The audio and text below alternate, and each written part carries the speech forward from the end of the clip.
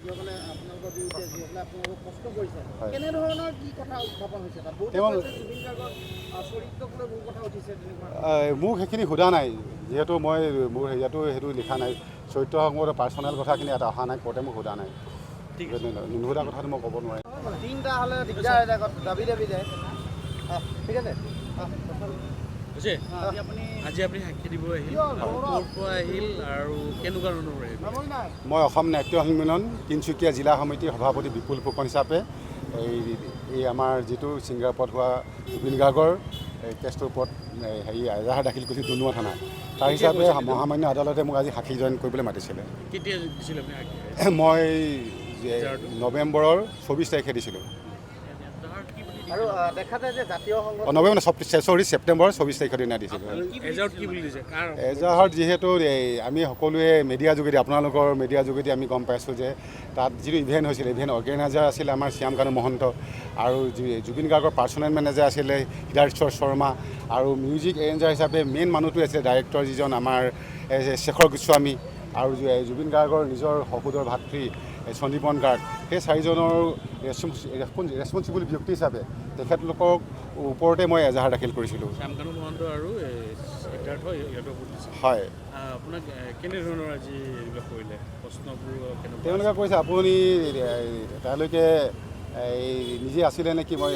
নাই ঘৰত আছিলোঁ এইবিলাক কথা যিবিলাক কোৰ্টৰ পৰা কৰিব লাগে আপুনি কি বিচাৰে কোৰ্টে সুধিছে আপোনাৰ কি কয় মই ক'লোঁ যে আমি ন্যায় বিচাৰোঁ মই নহয় আমি ন্যায় বিচাৰোঁ আমি অসম নাট্য সন্মিলন তিনিচুকীয়া জিলা সমিতিয়ে সেই বিষয়ে আমি যিহেতু এজাহাৰ দিছোঁ আমাক ন্যায় লাগে জুবিন গাৰ্গৰ মৃত্যু আপুনি ভাবেনে জুবিন গাৰ্গে ন্যায় পাব আৰু নহয় এতিয়া যিটো প্ৰচেছত গোটেই আদালতৰ কাৰ্যখিনি আৰম্ভ হৈছে বা চলিছে মই বিশ্বাসী আদালতৰ ওপৰত মহামান্য আদালতৰ ওপৰতো মোৰ বিশ্বাস আছে নিশ্চয় আমি ন্যায় পাম লগতে আমি যিহেতু ন্যায়পালিকা ন্যায়পালিকাই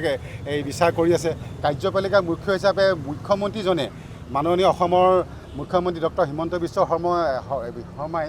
ডাঙৰীয়াই তেখেতে বিধানসভা অধিৱেশনৰ সময়ত পবিত্ৰ বিধানসভা সদনত কৈছিলে যে জুবিন গাৰ্গৰ মৃত্যু নহয় হত্যা হৈছে এজনে হত্যা কৰিছে আৰু আন এজনে তেওঁক সহযোগ কৰিছে বুলি কৈছিলে নাই আপোনালোকে জানে যোৱা নৱেম্বৰ মাহত হোৱা বিধানসভা অধিৱেশনৰ সময়ত তেখেতৰ পবিত্ৰ বিধানসভা সদনত কৈছে গতিকে কাৰ্যপালিকা মুৰব্বীজনে যেতিয়া কৈছে ন্যায়পালিকাই যেতিয়া বিচাৰ এই প্ৰচেছটো আগবঢ়াইছে গতিকে আমি আমাৰ যিটো সাক্ষ্যদান আমি সহযোগ কৰিব লাগে মহামান্য আদালতৰ লগত সেইখিনি আমি কৰিবলৈ মই তিনিচুকীয়াৰ পৰা আজি আহি উপস্থিত হৈছোঁহি এইখিনিয়ে কথা আৰু আছে অহা 20 তাৰিখলৈকে ফাৰ্ষ্ট পেজৰ হ'ব আজি 3জনৰ হ'ল আজি এতিয়া হ'বলৈ নাই মই শেষৰজন আছিলোঁ আজি 3জনৰ হ'ল মই তিনিচুকীয়াৰ পৰা অকলে আহিছোঁ অসম নাট্য সন্মিলন তিনিচুকীয়া জিলা সমিতি হয় ঠিক আছে মোৰ বিশ্বাস ন্যায় হ'ব আমি ন্যায় পাম সকলোৱে